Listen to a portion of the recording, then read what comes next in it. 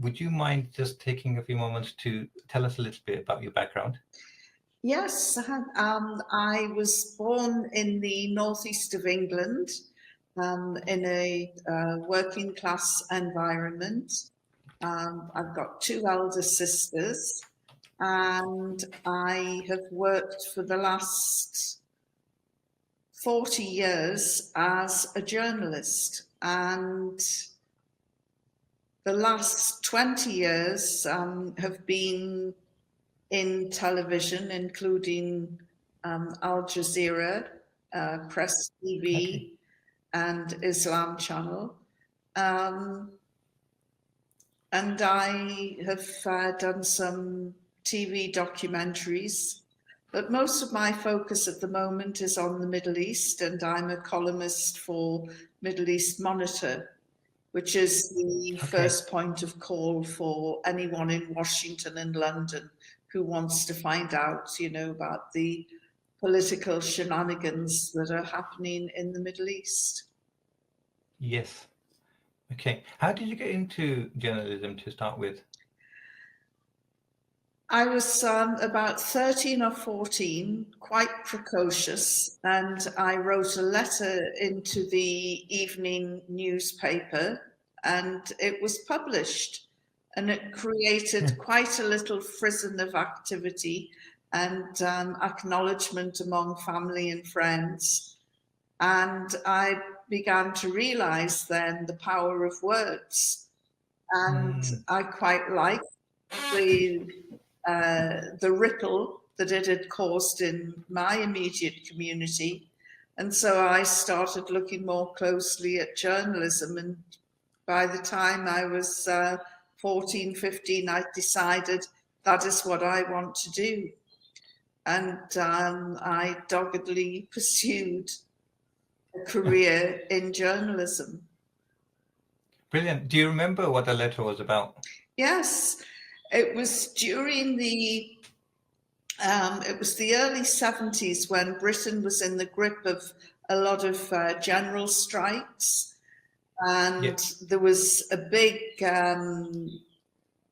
talking point in Newcastle, which is my home city, about whether or not a football match could go ahead because there could be a strike and the lights would go out. And this was making headline news.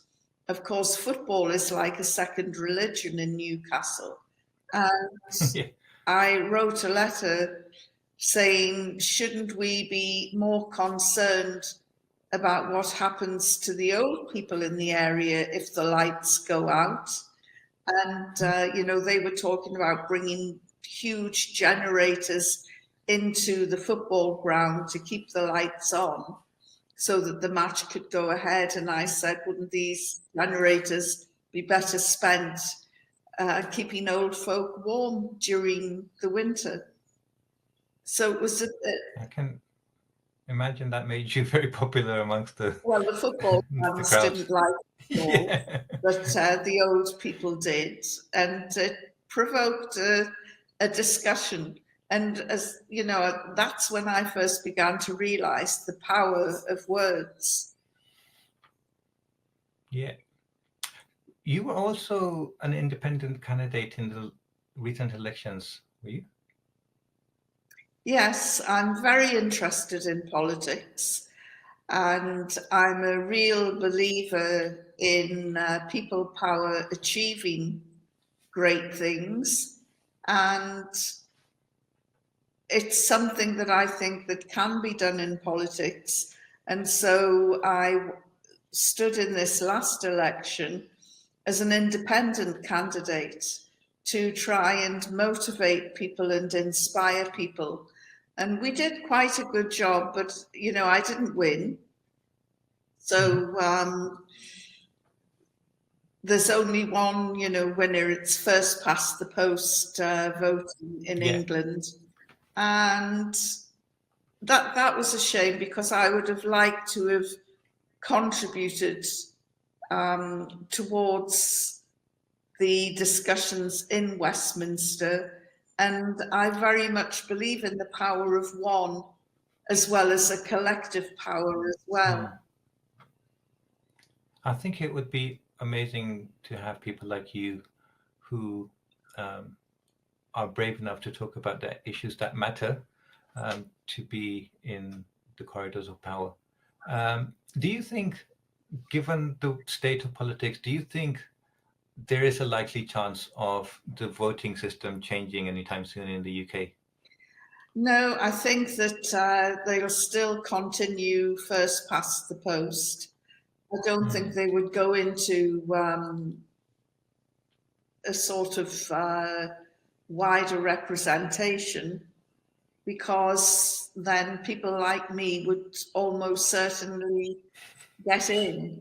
And Yeah, of course, that would really liven up Westminster. I have also yeah, realised that first past the post doesn't promote democracy at all. And I would yeah. question if we actually do have a democracy in Britain at the moment. And that isn't because So I true. didn't win.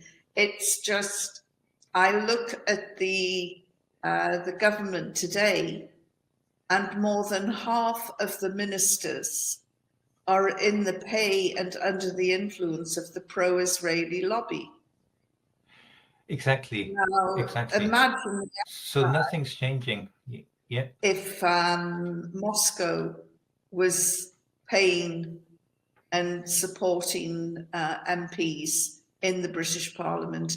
You know, Labour Friends of Israel, Conservative Friends of Israel, Liberal Democrat Friends of Israel.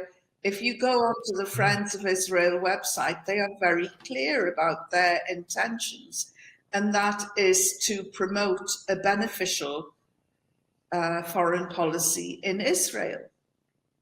So, Yvonne, you're so right. And day in, day out, we're being told how Muslims are taking over the UK. And I don't understand how the Muslims are taking over when all, all these lobby groups from Israel are dictating what goes on in the parliament.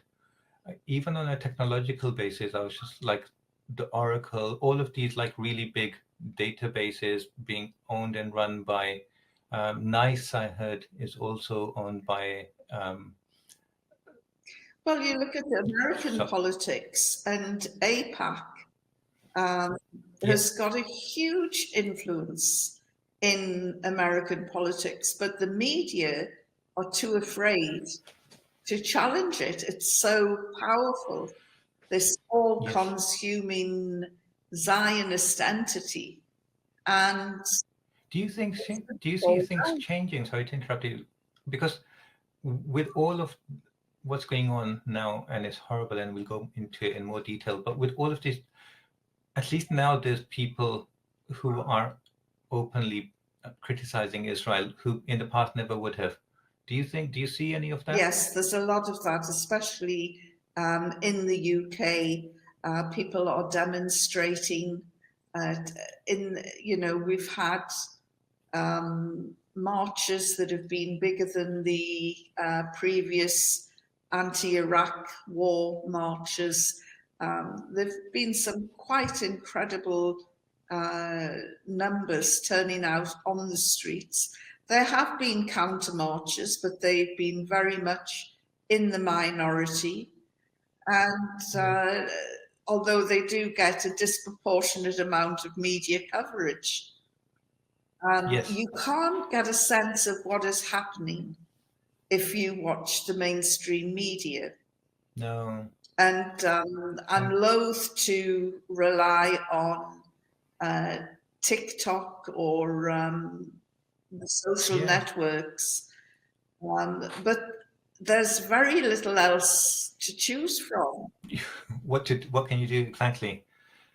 I just don't understand how America has got into this situation where none of this is benefiting America really, but still they continue without any question, whether it's Republican, Democrats, anyone, um, they just continue to say that we're going to toe the line that Israel sets for us.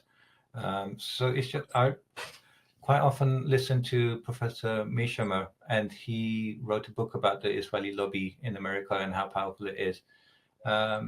So it's just crazy how it's ended up in a situation where, and I think it's all to do with politicians know they can't stay in politics if they don't continue that toe the party line in that regards. Well, And it's not just but increasing, yeah, politicians, journalists and yeah, TV presenters and radio show hosts have been removed for giving Israeli ambassadors and Israeli spokespeople a very tough yeah, time. And, they've exposed them for their lies. And then the next day yeah, they're gone like that, just disappeared off our yeah, screens.